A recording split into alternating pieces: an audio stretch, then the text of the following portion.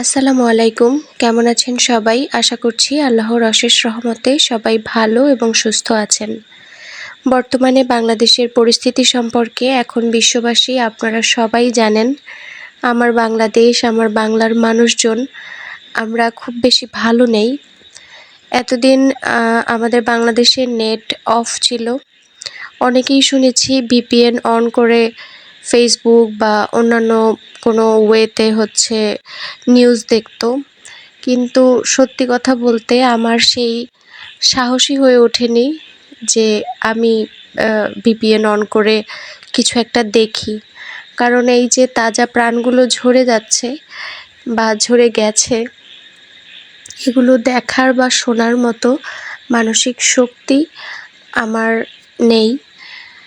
তো যাই হোক, বর্তমান পরিস্থিতি স্বাভাবিক এখনো হয়নি।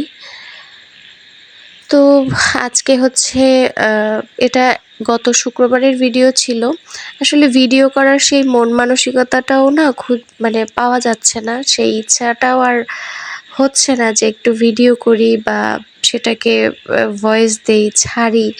আসলে এগুলা তো একটা আমি যে ভিডিও বানাচ্ছি বা আপনারা দেখছেন, এটা তো একটা বিনোদন বা একটু ভালো লাগানোর জন্যই। কিন্তু বর্তমানে আমাদের আশেপাশে যে খবর আমরা পাচ্ছি এবং প্রতিনিয়ত দেখছি, এখানে ভালো লাগানোর মতো আমি মনে করি কিছুই আসলে নেই। তো এটা আমার নানুর বাড়িতে, দেখতেই পাচ্ছেন নানু এখানে এটাকে কি বলে, কি যেন একটা কাঠ, সেটাকে দা দিয়ে চেয়েছে করছিল। নানু আমাদের বাড়িতে এগুলো নিয়ে যাবে, কারণ আমাদের প্রায় 8টা-9টা মুরগি আছে, কিন্তু সেগুলো থাকার জন্য বাসা নেই। যার জন্য আম্মুর জন্য নানু এখানে এগুলো বানিয়ে দিচ্ছে। আসলে বাবারা তো এরকমই হয় বলুন, মেয়ের একটা মুরগির ঘরের দরকার, সে নিজে ঠিক মতো হাঁটতে পারে না, কিন্তু সে বলছে কোনো ব্যাপার না, আমিই করে দিব। সে একা একা বাঁশ কাটছে। এই যে এগুলো সুপারি গাছ, সুপারির গাছের ছাল ফেলছে। তো এখানে মামি রান্নাবান্নাও শুরু করে দিয়েছে।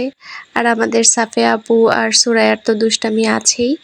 এখানে নানি মুরগিদের জন্য কি যেন একসাথে মিক্স করে তারপরে পানি দিয়ে গুলিয়ে খেতে দিবে। আমি আবার জিজ্ঞেস করছিলাম যে নানি এখানে কি দিয়েছো, কার নাস্তা বানাচ্ছ? তো নানিও আবার এখানে আমাকে বলে দিচ্ছিল। এই যে এবার পানি দিয়ে একটু শক্ত করে গুলিয়ে দিতে হবে। নানি 6টা ব্রয়লার মুরগি পুষেছিল, ব্রয়লার বা পোলট্রি যে যাই বলেন।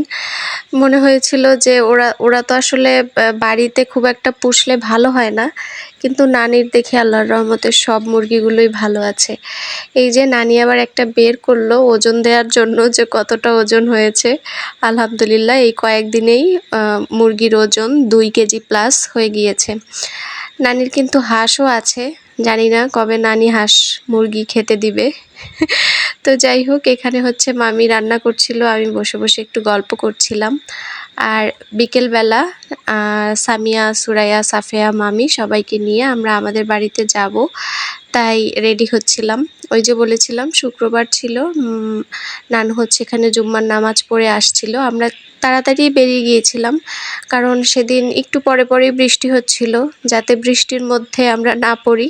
এই জন্য একটু তাড়াতাড়ি আমরা দুপুরের খাওয়া দাওয়াটা শেষ করেই বাড়ির দিকে রওনা হই। তো অনেক দিন পরে আপনাদের সাথে ছোট্ট একটা ভিডিও শেয়ার করলাম। জানি না কার কেমন লাগবে। যদি ভালো লেগে থাকে লাইক, কমেন্ট, শেয়ার করতে ভুলবেন না। ইনশাল্লাহ দেখা হয়ে যাবে আবার নেক্সট কোনো ভিডিওতে। সবাই ভালো থাকবেন। আল্লাহ হাফেজ সবাইকে।